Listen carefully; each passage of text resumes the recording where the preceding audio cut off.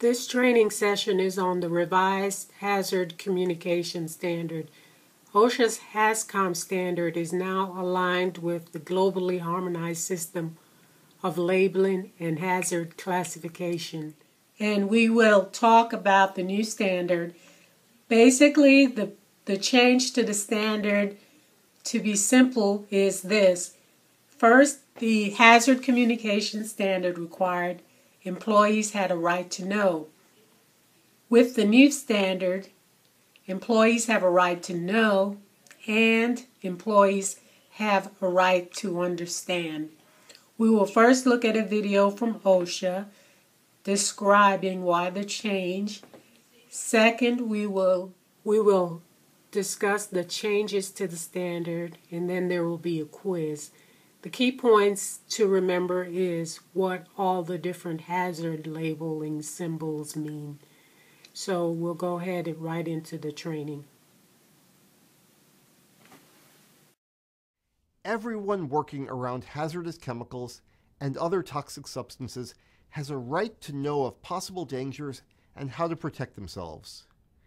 Ensuring that everyone knows the potential risks, what to do if exposed, and how to respond have always been at the heart of OSHA's Hazard Communication Standard since it was issued almost 30 years ago. Since that time, the HazCom Standard has been saving lives and protecting the safety and health of employees and employers in workplaces with potentially serious hazards. Thousands of injuries, illnesses, and deaths have been prevented because of the training, labeling, and information required by this rule. Now it's time for another step. OSHA is making good protection even better. With the strong backing of manufacturers, employers, and unions, OSHA is raising the bar, improving safety and health for everyone. We are updating HazCom to meet the needs of our changing world. Today, we live and work in a global environment. Different and sometimes conflicting national and international requirements can create confusion among those who need important, clear, concise information to protect themselves as quickly as possible. To help make this happen, we are incorporating the globally harmonized system of classification and labeling of chemicals, GHS for short, into our HazCom standard.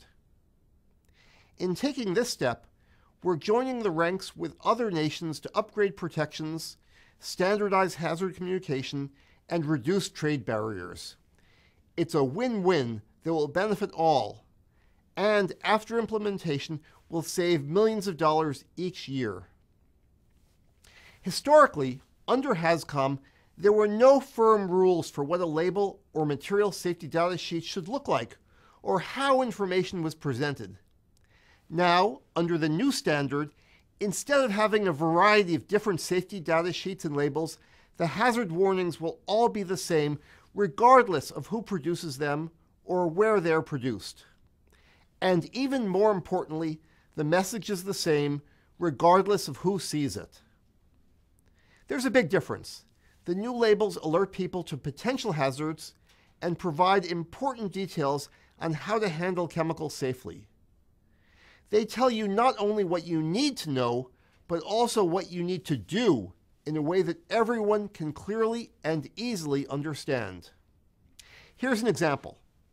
In the past, warning labels for a toxic chemical could look like this or like this. Both of these sample labels for the same chemical would have been in compliance with OSHA's requirement. But now, under the new updated standard, a prototype label would look more like this. In fact, this step represents more than just pictograms and labels.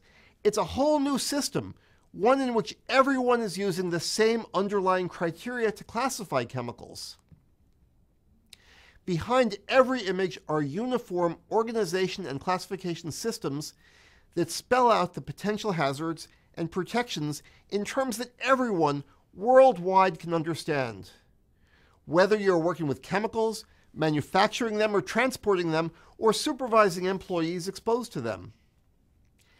In this new system, every hazardous chemical and substance not only carries a uniform label with information that is easier to understand, but also provides warnings that are clearer, necessary action more obvious, and protections readily apparent. In short, the new HazCom standard, now aligned with GHS, will provide a simple alert system to save lives and prevent injuries and illnesses worldwide. The new system has been years in the making. It's already a reality in a growing number of countries, and even more are taking steps in the same direction.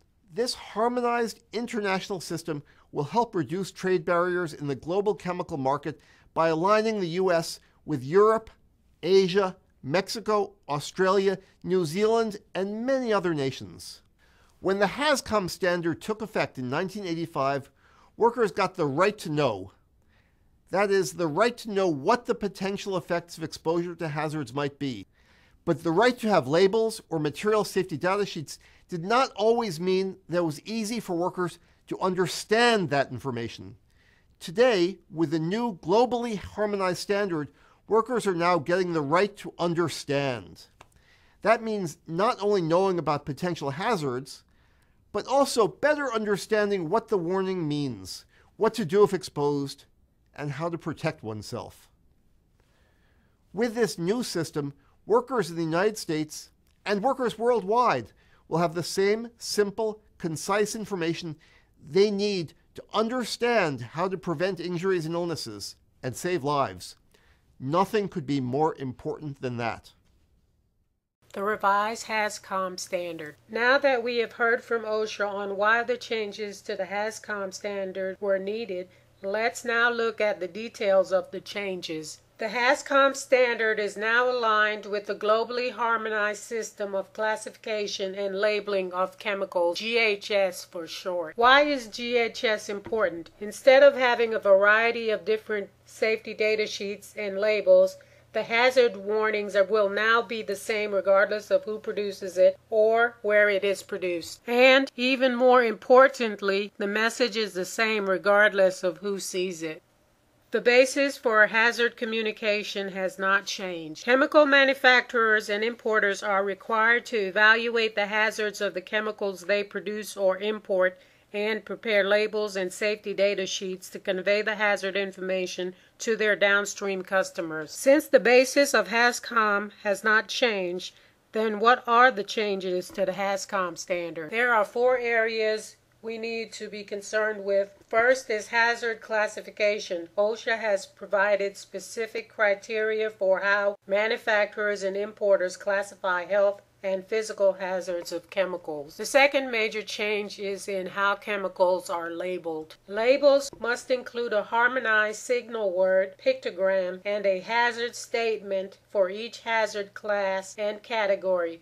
Precautionary statements must also be provided. Third area for change, safety data sheets. Safety data sheets will now have a specified 16-section format. The fourth area is information and training. Employers are required to train workers by December 1st, 2013 on the new labels, elements, and safety data sheets format to facilitate recognition and understanding. For more details on hazard classification, manufacturers and importers can see Appendix A and Appendix B of the Revised Hazard Communication Standard. Appendix A of the new standard, OSHA lists health hazards with their associated categories. In Appendix B of the new standard, OSHA lists physical hazards with their associated categories.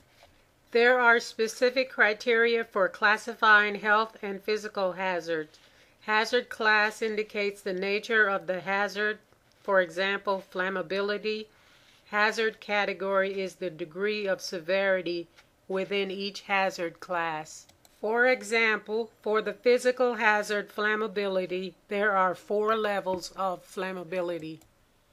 We will now go into more details on label changes. Labels will require the following elements: pictogram, a symbol plus other graphic elements such as a border, background pattern, or color that is intended to convey specific information about the hazards of a chemical.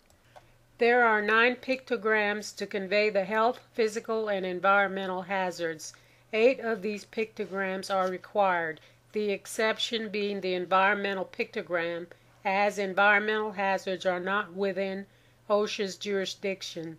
The hazard pictogram and their corresponding hazards are: health hazard symbol, upper body with heart. Health hazards include carcinogen, mutagen, reproductive toxin, respiratory sensitizer, target organ toxicity, and aspiration toxicity. The flame symbol is for flammables and organic peroxides. The exclamation mark is for irritants, skin sensitizers, acute toxicity, narcotic effect, respiratory tract irritant, and hazardous to the ozone layer. The gas cylinder symbol represents gases under pressure.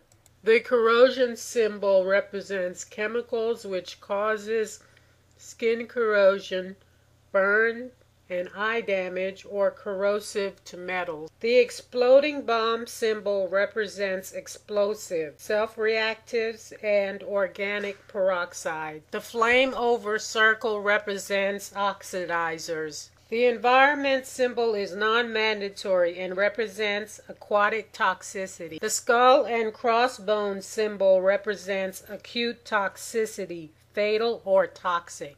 Here is a pictogram shown on a label. Signal words, danger or warning, will be used to emphasize hazards and indicate the relative level of severity of the hazard assigned to a hazard class and hazard category. Only one signal word corresponding to the class of the most severe hazard should be used on a label. Hazard statements tell what are the health and physical hazards associated with the chemical. For example, fatal if swallowed. Here are the label elements for a flammable chemical with pictogram, signal word, and hazard statement for each category within the hazard class flammability. For category 1, the symbol is flame, the signal word is danger, hazard statement is extremely flammable liquid. Some lower level hazard categories do not use signal words or pictogram as shown for category 4. In addition to hazard statements, a precautionary statement is required which tells how to prevent exposure and what to do if exposed. Here is a complete label example with all the label elements. Here is the GHS label example for sulfuric acid. 1. Identity sulfuric acid. 2. Pictogram. Skull and crossbone symbol represents acute toxicity and the corrosion symbol for corrosive chemical. 3. Signal word is danger for sulfuric acid. Hazard statement: may be harmful if swallowed, causes severe skin burns and eye damage, fatal if inhaled, harmful to aquatic life. Precautionary statements: do not breathe dust, fumes, gas, mist, vapors, or sprays. Wear protective gloves, protective clothing, eye protection, face protection. Wear respiratory protection. If in eyes, rinse cautiously with water for several minutes. In addition to hazard classification and label changes, the HazCom Standard requires chemical manufacturers, distributors, or importers to provide safety data sheets, formerly known as Material Safety Data Sheets or MSDS, to communicate the hazard of hazardous chemical products. By June 1, 2015, new SDSs must be in a uniform format and include the section numbers, the headings, and associated information as shown.